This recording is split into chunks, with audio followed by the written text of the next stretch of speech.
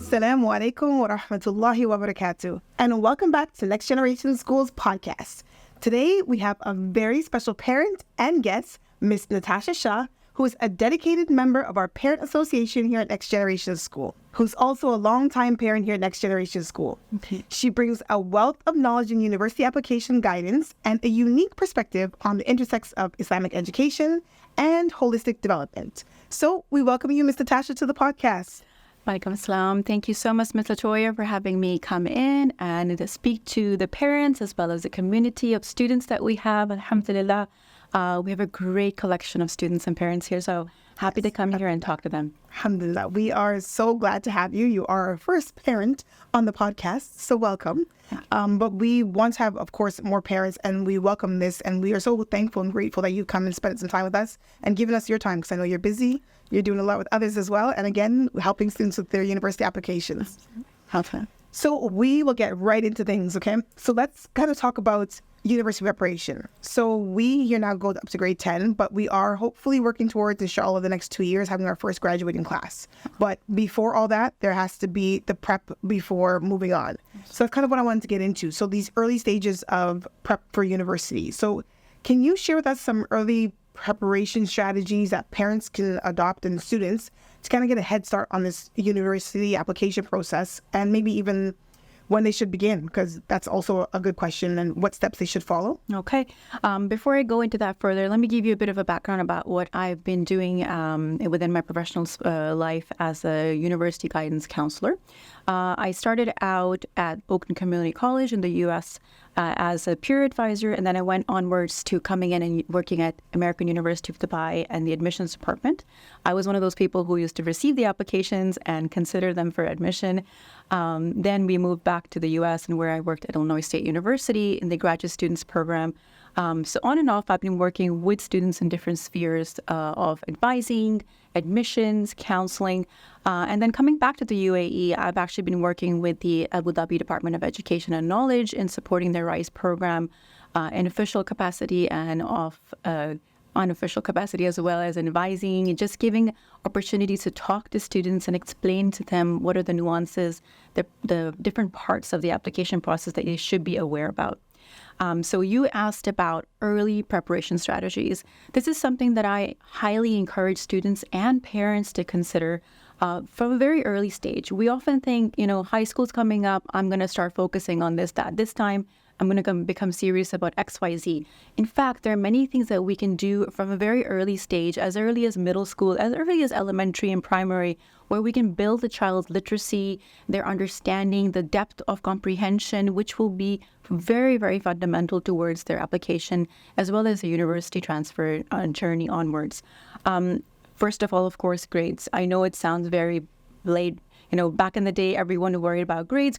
Yes. It still is relevant. Unfortunately, you can't really get around it. You need to have a good GPA to be in a good standing. You don't want to be one of those applicants who's at the mercy of the university, you're dreading what they're going to say because you're not confident in what you've presented as an applicant. You need to have those grades. Those grades develop over time. They're very fundamental from the grade 9, 10, 11, 12 onwards. They build on each other. So you really can't slack off. And I always ask for students to build.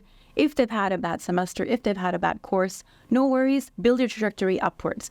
Go to that point where you're able to confidently apply as a student. So again, baseline, grades, really important. But now we're students where universities are looking at you not just for your grades. They want to see who you are. They want to see your personality, your interests and your hobbies. And you represent that through your extracurriculars, your interests, your hobbies, your projects. And we'll talk a bit more about that, inshallah, more in depth. Another thing that I ask students to think about and parents to support with their teachers' collaboration is to understand and manage your own learning style.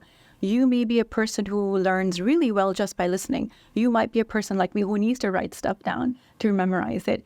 There are different techniques that you can practice with over time to understand this is better for me and this is not that great for me, so I'm going to use a different resource. There are methods like the blurting method, the spaced repetition, something as easy as pen technique.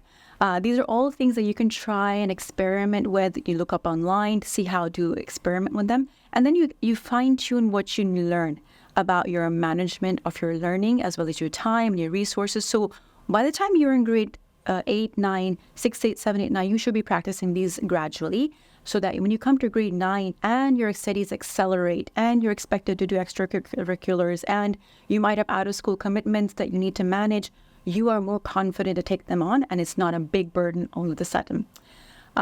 When you are thinking about where you want to be in your life, and that's a big question, we often come across grade 9, 10, 11 onwards towards your final year in high school, is that you can't really decide that overnight. You need to start looking into universities, thinking about programs you're interested, and more so than anything, working with your family and with your teachers and your counselors to understand what is your criteria. Are you only looking to go to Harvard? What's the point? Is it because it's an elite university, or is it a program that you want and no one else is offering that university program? Or is it something that you can afford? Is this university that you want to go to financially viable? Are you a student who is living in the UAE and want to come back and work in the UAE? That's another perspective as well. Will your university be accredited and accepted to work here? All of these things take time and planning. And inshallah, as you slowly look into this and explore universities, you start figuring out, well, you know what, I like this program, and one university in Canada offers it, or one in Australia offers it, or one in UK offers it. Okay, where can I go feasibly based on my nationality? Will I be able to get a visa? Will I be able to afford it? Do they offer a good scholarship program? Do they offer research opportunities? I want to really look into the subject matter. Or more than anything now, I encourage students to look at what are the after graduation bonuses that your university will offer you. Will they offer you work experience? Will they offer you work placement? These are things that you need to really look into nowadays. It's not just about the brand name of the university on your degree. It's about what you're bringing to the table when you get into the real world. Again, grade 11, 12 students, inshallah, when they're coming up soon in NGS as well, we really want you guys to look into your options. Locally in the UAE, there are amazing world-class universities coming up that you can explore. You can go online. You can look at universities to see what you want to do, attend school fairs, take advantage of your counselors. They're there to help you, and then talk to your parents in a respectful manner about what your plans are and how they can support them, inshallah. Inshallah. I think you touched on a lot of great points there. I want to go back to a little bit. You mentioned not only being about grades. Yes. So let's give an example here. So say we have a student who's maybe an average student, maybe 70s, 80s, lots of extracurricular, involved in a lot of volunteer work outside of school. Mm-hmm. Is there still an option for a student like that to get into a university? Absolutely. There are so many different ways that you can get into a good university. I often work with students who may have been maybe borderline acceptance rates. This is where you can boost your application with taking a standardized testing to show that you are ready for university level courses. You have all of these amazing extracurriculars on your file. You can show them how you are passionate about this particular subject matter. And so when counselors see that, they actually might lower their expectations. Mm-hmm. But that takes a lot of engagement that needs to be demonstrated from your work, from your projects, the portfolio that you present. And again, that takes time. A lot of students make the mistake of leaving it till grade 11 or 12 when they say, well, you know what, I'm just settling into high school. I don't have time for these things. And then they skip on that opportunity where they might have been able to develop a passion or an interest, ability over time towards something that's really presentable, that's workable, and then something that's unique about them as an applicant. So definitely there's ways that you can go, even if you have an average academic standing and you have interests there, you can, again, connect with the admissions departments at the university and let them know. Another option that I present to students is if there's ability for you to take transfer courses. Mm-hmm. So instead of going directly to a four-year university, I often coach my students to consider a community college option where you would go take a year at a community college that is reputable, that has good academic standing, good resources, and then transfer to that university where you are now able to have shown that you can manage college level coursework and you have good grades, and it actually saves a lot of money as well. Right. Oh, that's good to know. I'm sure parents would want to know that.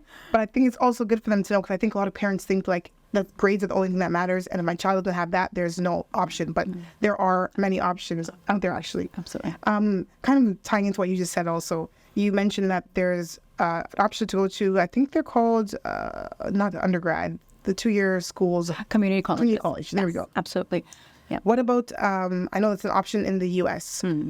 Are you more averse, would you say, in applications into the U.S., or would you say that you have kind of like an idea of Europe and North America? I'm definitely more well-versed in the U.S. Application system because I've been there, worked there, I've been through the system myself.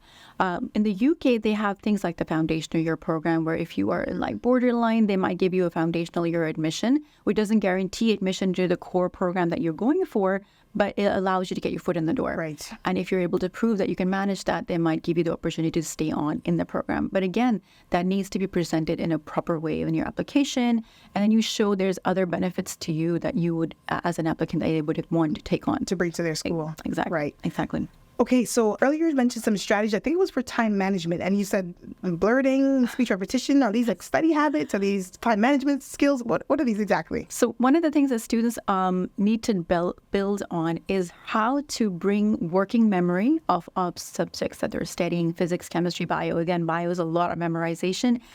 How to bring that working memory into long-term memory for retrieval, for exams, for papers, for research, anything like that. And that takes place through processing, right? So the cognitive processing that takes place, there's a system that works for every single person. Not everything will work for every specific system will work for every person, right?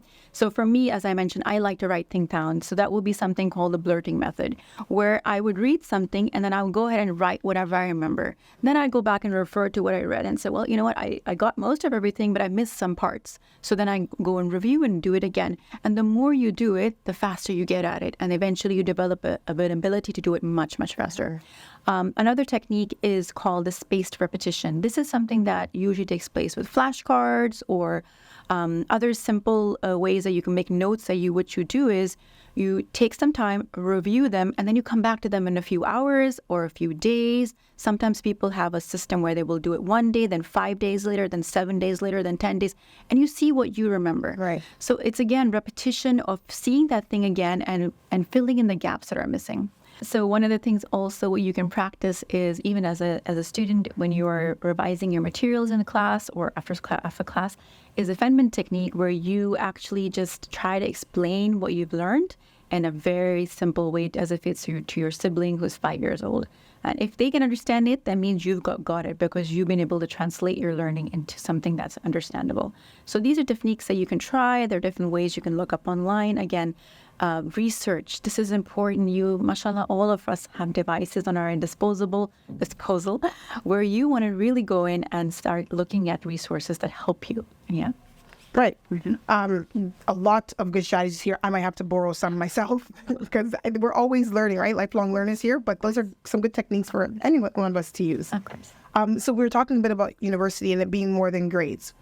We know there are thousands of universities, but there are also hundreds of thousands of students that are applying for university and trying to get admission into university. So tell us a bit about what kind of qualities or achievements are universities seeking in their prospective students, and how can they stand out from the pool? So yes, okay, they can do extracurricular, but is there anything more, a little bit extra that can just be that cherry on top? Yeah. So there's one of the buzzwords nowadays that's been going on, I'd say about 5 to 10 years now, is the concept of a passion project. Where students are able to demonstrate an initiative, demonstrating creativity, they're demonstrating commitment to an interest, a talent, or something that they've been doing for a while. I caution students from getting into it in the grade 11 and 12. Suddenly they develop a passion for something. It doesn't look consistent on your application. This is something you start looking into, researching over time. Maybe middle school, you start looking into different options. And you say, well, I think I like robotics. Let me go take a couple of courses or workshops. Okay, wait, I don't like robotics, but I think I like coding. So let me look into coding, a different aspect of robotics. Or maybe I don't like to do anything with tech. I want to do something with art. Maybe I'm really good at graphic design. And this is what I actually encourage parents to do as well, in supporting the students to be able to try out different things. We often fall into the trap of thinking, they have everything at their hands, they can do it. encourage your students, encourage them. Did you think about this? And it's harder, to be honest. I can explain this as a parent. The older they get, it's harder. When they're younger, it's a lot easier to convince them to try new things. So don't wait until they're too old. The earlier, the better. Take them out to see the world, see opportunities, learn from different things, be it a workshop, be it a crafting or a club, be it something in outdoor, in nature, where they come and see things, they learn about things, and talk to them. So once they do that, they try to figure out, well, okay, you know what, I like this thing. Can I do something with it? I had a colleague who was working in the U.S. with a student who was really passionate about coding, application development. And so he wanted to go into medical fields. Some of his counselors said, you know, why don't you go and volunteer your time at a community center? It'll really good look on your application. So he did that. He noticed a lot of the elders kept falling out of bed because they were unnoticed because they would try to get out and there were not enough people to know that someone had fallen out of bed. And they were, of course, unable to get up themselves. And she said, well, you know, you're really good at this stuff. Why don't you develop something that would help them? And he ended up, alhamdulillah, with another friend, ended up developing an app or a system where there was some kind of laser or something around the bed, which would beep if someone fell down. Wow. And let the nurses on duty know. And this is something that was so different and so unique. And it really helped his application when he applied to university to show, first of all, he had commitment, he had initiative, he showed some intelligent thinking, design. All of these soft skills are really important nowadays. Yes. They want to see that you're thinking. It's not just about textbook learning anymore. Unfortunately, it's just the base. You need to have that, but you need to have something more. And that comes through exploration, through research, through learning more about yourself. So coming back to the question, universities are looking for character. They're looking for initiative. They're looking for commitment. They're thinking about how are you different and what makes you unique? Why do they want you and their university? What difference will you make to the world? And this is something that's a very big question nowadays with the problems of climate change and pollution and all of these things that are coming up. We need solutions for that. And we need someone who's thinking about them. One of the things also when you're looking into developing yourself is develop your literacy. A lot of parents, and myself included, didn't very much understand what literacy meant. I thought it was to provide my children's room with a library of books, and they're going to open them up and learn the whole world. And I'm like sitting there, I'm like, why are these books so dusty? No one ever opens them. No one's opening them. And then I'm like, wait a minute, that actually means I have to do something. And so what we started doing in our home is I started opening up the books and reading with them. From a very early age, and I started reading them books that they would not have usually read. So something from Charles Dickens, H.G. Wells. These are things that definitely they would never have opened. But I know as a counselor, and I know as a university administrator, these are things that are often the ones that develop your literacy the best because they make you think. They are based on historical context. They provide you with information that has happened in the past and many of our young people don't know anything about. An example would be we did The Tale of Two Cities by Charles Dickens. Yes. And when I was going through the book, I knew about the French Revolution because I had learned about it when I was younger. But my children had no idea what the French Revolution was. I'm not sure if any of the children in this day and age know. And I wouldn't expect them because, you know, it's because of the way the curriculum is worked out nowadays because of priority on the STEM subjects. A lot of the historical and geographical context has been lost in our education. And this is something that we as parents can provide because you provide the context for your child to understand when some reference is made in a school assignment, when a reference is made in an SAT exam from The Invisible Man or The Time Machine from H.G. Wells, they've read that book with you or by themselves. So they can understand and they're in a better frame of mind to answer that question or process that question in the SATs. So for younger readers, I would say help them by reading with them and sitting down and discussing. But literacy does not mean just reading the book. It means being able to understand what's written and utilize that information in a way that is actually useful. You can't just regurgitate what you read. You have to be able to summarize and give your own analogies or give your own understanding. For older children, you can read with them in the sense that you say, well, you're reading this book in school, I'm going to read it at home, and then let's discuss.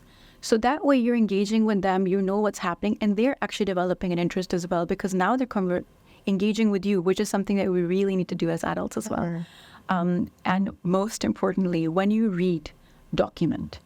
You will be surprised at how many university applications will actually ask you, how many books have you read, or what kind of books have you read recently over time. They will ask you to write titles down. So at that time, you're going to be like, oh my gosh, go, I read. Go. And you may be asked in an interview, so it looks like you read this book. What did you think about it? And you're like, oh my gosh, I never read that book. So application process are different. It's very different now. Please, what you read, podcasts you listen to they're informational, that develop your knowledge, any workshops you attend, and you take any seminars online. If you have an interest in the physiology of the body and you've taken a course online from Coursera or anything like that, document. Because at that time of the application, you will be so stressed out, you will be so overworked with your finals, with your application essays. You may not forget that like 5 years ago, you took this amazing course and you didn't mention it on your application. Document it. The easiest way is to make an Excel sheet on your Google Drive or whichever software you use, and keep updating it. This goes for everything across the board. You document your reading, you document any, and I've actually had students who worked on applications where they were asked about their favorite movie character. And so someone talked about Spider-Man because it inspired them. So really, this is, because they're asking you to think about things, right? Another thing that you want to do is, as you document your reading, also document your clubs, your organizations that you do, any projects that you're working on. If you did a science fair, what did you work on? Just take a few minutes and write a few lines. You will not remember in 5 years. Trust me, I would not remember in 2 days. So you would need this information over time to build your portfolio. For parents, as well as any teachers who are interested, there's lots of resources online. If you want to look for age-appropriate or Islamically oriented books or literature that you want to expose your children to, there's the Islamic Librarian with a website. There is commonsensemedia.org. It's a Christian website, but it's very closely aligned with our values as well. So it really helps you understand what kind of content the book has or the movie has or anything that you want, a cartoon. And you can see what's any violence or any language or anything like that. So that's pretty much it. You want to show yourself as a well-rounded individual who is ready to engage with college course content, basically. Wow. Definitely times have changed, but I think for the better, because I know when I was going to school, it's all about what are your grades, and that's about it. And that can be really hard for someone who has other skills, but maybe just it doesn't translate well into an assessment or a standardized test. So I definitely think this is the right direction. So alhamdulillah. So let's kind of move into the role of schools and parents. So collaboration, I guess, are kind of the best word. So collaboration between schools and parents, we know it's crucial kind of in guiding students through the university application process. So how can schools and parents work together to provide the best resources and supports for aspiring university applicants? Absolutely. So I'm going to talk about it as briefly as possible. It's a big topic, alhamdulillah, but we want to concentrate on the role of the parent and the community of the school as a mutually supportive relationship. Many parents fall into the trap of it, thinking of it as a transaction, where you are paying the fees and you want the product to come out as a well-rounded, ready for university student with all the skills in place, and then you really haven't played a role in that. This thing that is a misunderstanding that many parents hold, and it's not helpful for the student. It's a relationship of support that you provide the student from the home in combination or collaboration with the school. A few things that parents should do and can do to take that step. Number one is to make sure you have a very involved relationship with your school community. This could be as simple as attending coffee mornings in the school and learning about what the school is doing, the initiatives that they're doing, any programs or workshops that they offer parents. Take the time to attend them, whether it be on Zoom or whether it be in person. You will be amazed at what's happening in your school that you're not aware of, because not everything can be sent out in newsletters or emails. And this is also giving you a time to see who are your administrators, who is your leadership team, what are they doing, how can you reach out to them if you have a concern. So this is an amazing way to stay involved. I'll just do a shameless plug for the Parent Association. Absolutely. Parent Association, we love to have people come in and be involved, because it helps us understand what are the needs of the parents that we can help resource and provide with collaborating with the senior leadership team. The parent-teacher relationship is very impactful. Another trap that I see parents often fall into inadvertently is that if they have a conflict with the teacher, maybe based on the teaching style or anything could be the reason, they might discuss it on the dinner table in front of the children. And that can be very detrimental for your child, because once you have taken away the authority of the teacher by, XYZ reason, they will no longer take value from their teaching. Right. So this is important. You have a conflict or any difference of opinion with the teacher, go ahead and address it in person, by email, appropriate channels of communication, so that it can be resolved. But don't let your difference undermine the value of the teaching that they can give to your child.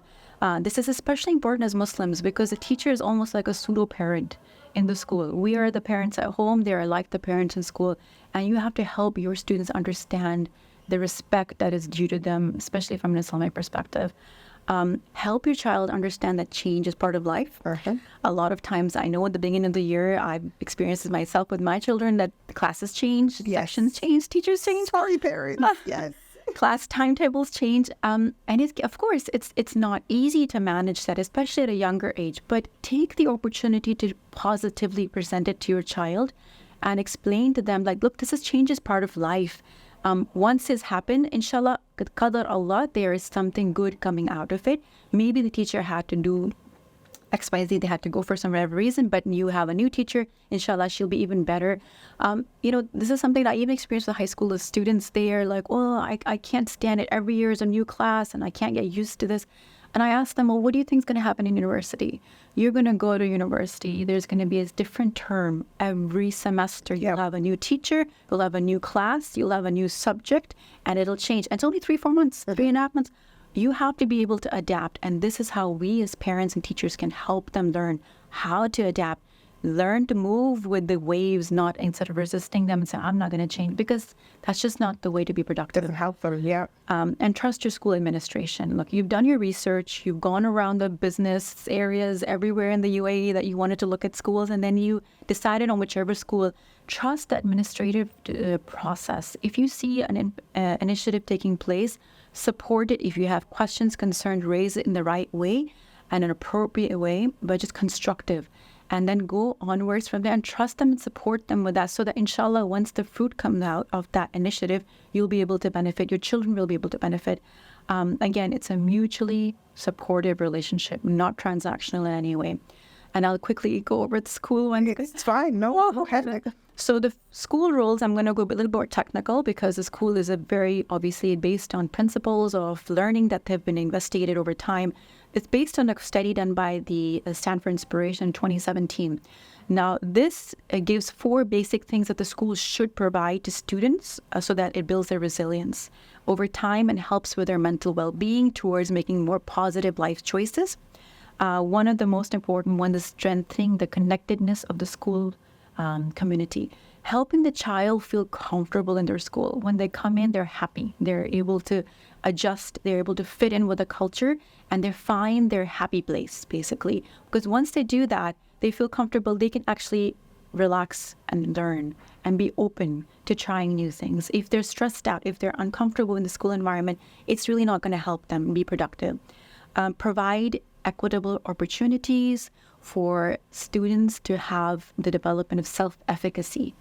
Basically, being able to try out things that help them become more confident in themselves. And I know that we have a lot of great initiative taking place in school, from student-led clubs and organizations, where students are developing their own newspaper, magazine.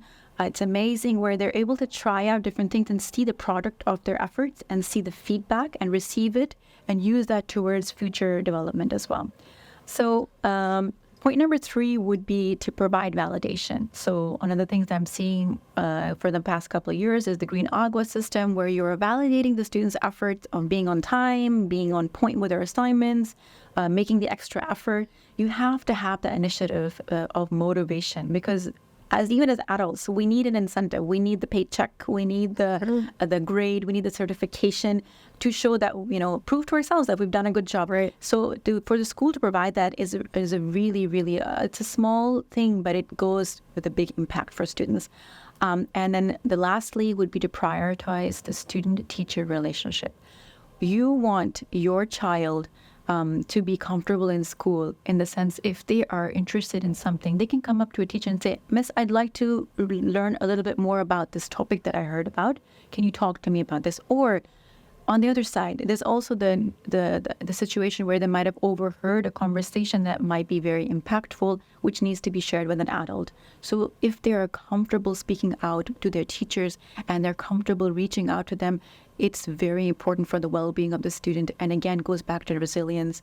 If a student's basic needs of well-being are met, of safety, emotional stability, as well as access to anyone who they can talk to, it goes a long way in developing their long-term resilience and well-being. Okay, I want to kind of move into the Islamic aspects, because this is the crux of who we are, the essence of our school, and kind of one of the most important things. So we know all this can tie into Islam in some way, somehow.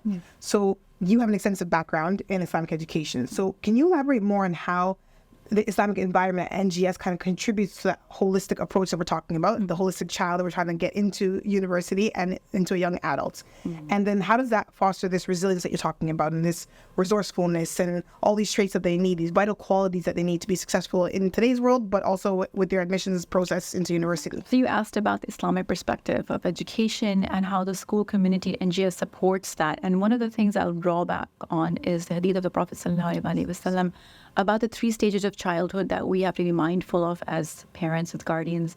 Is the first stage when they're about 0 to 7 years old, where you play with them, you teach them through playing. And that's one of the fundamental elements of the KG and the grade, and they're learning from so many of their skills are developing through engagement with objects that they can hold, they can understand, they can talk about.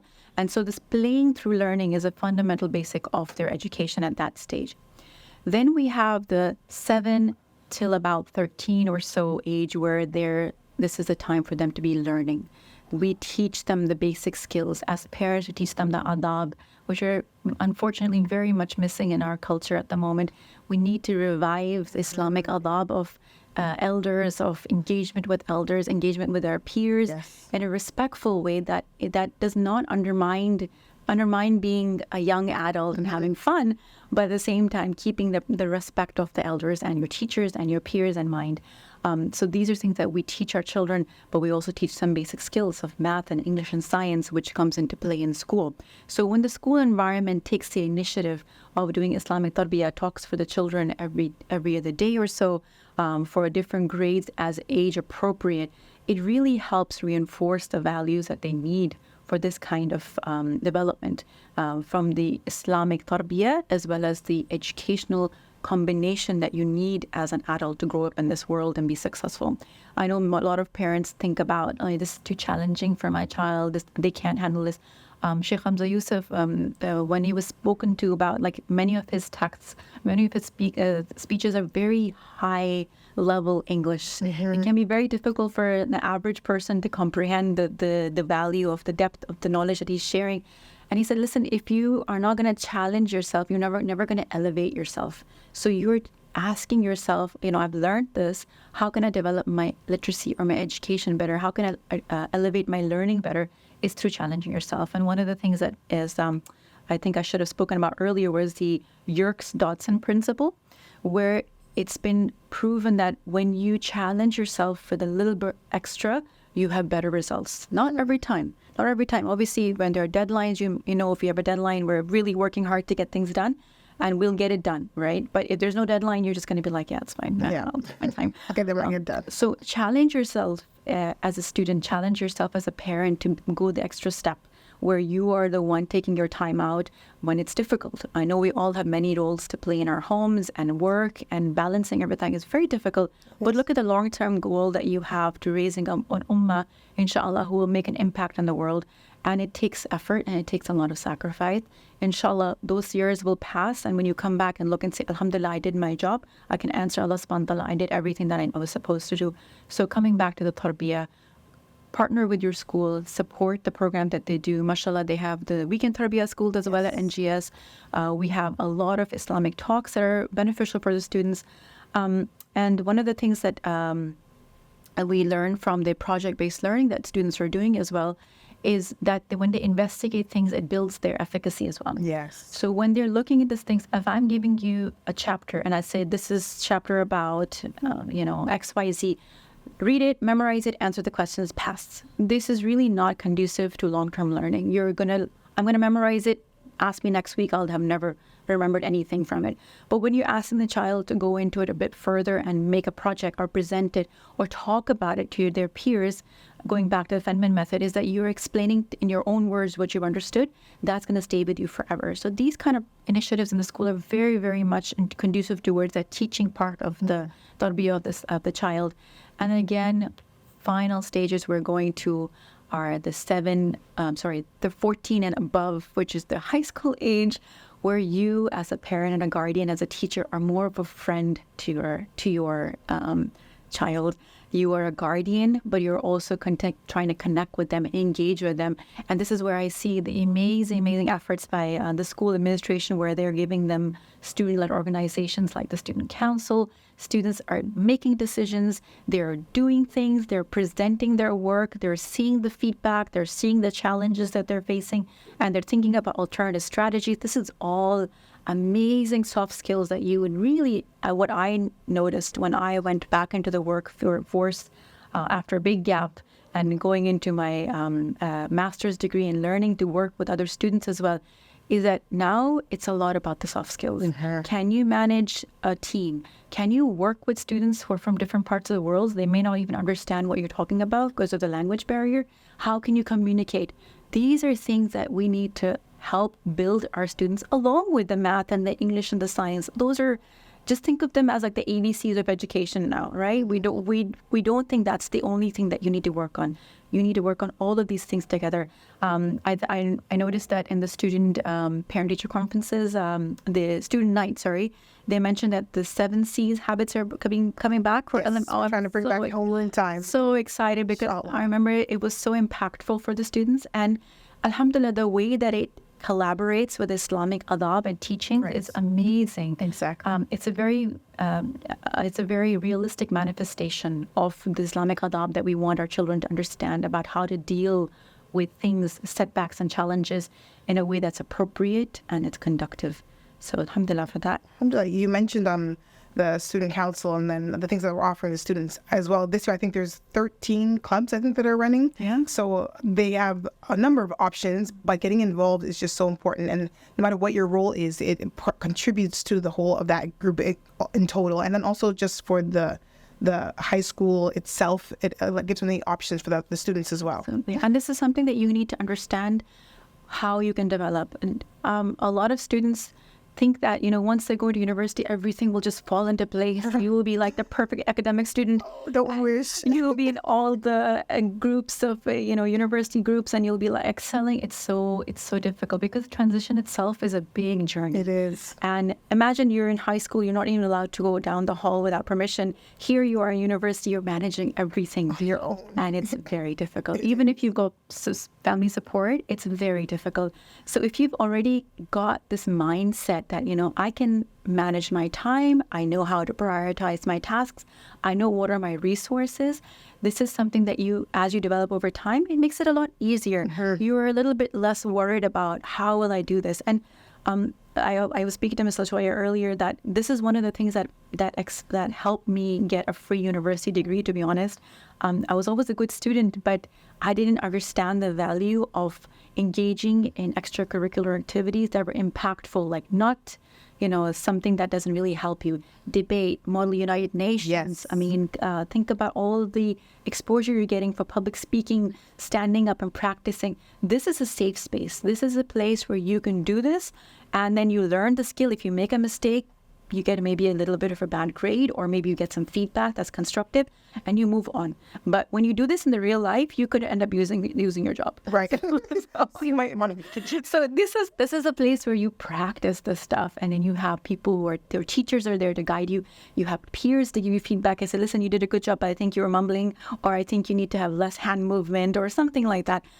this is a place where you practice this and you get that mindset developed over time. So when you transfer to university, you are very confident, okay, I can manage my academics. It's a tough course, but I know that I can also do this XYZ stuff around campus. And this is, as I was mentioning, when I used to do these things around campus, it's about being engaged in an impactful way. And that shows commitment to what you're wanting to do with your life journey. It doesn't have to be academic purely. It could be something something as simple as being passionate about the environment, helping in your community, mentoring other students in school, tutoring them with your subjects that you are good at. Again, all of these develop your independence, your confidence, and make you ready for what's coming up next, inshallah. Right? Sure. Miss Natasha, that was a great conversation. I definitely learned a lot, and I have one who's going to university in a few years, so I will be making note and probably having some coffee with you to chat a little bit more, inshallah. Anytime. But we do appreciate you coming in and telling us a bit more about this application process and what's important for us as a school and parents and how we can work together to support the students that we serve every single day. So again, thank you. Thank you to all of our listeners for coming out to our podcast. We hope to see you or hear from you in our next podcast, inshallah. And stay tuned for the next podcast, inshallah. Assalamu alaikum wa rahmatullahi wa barakatuh.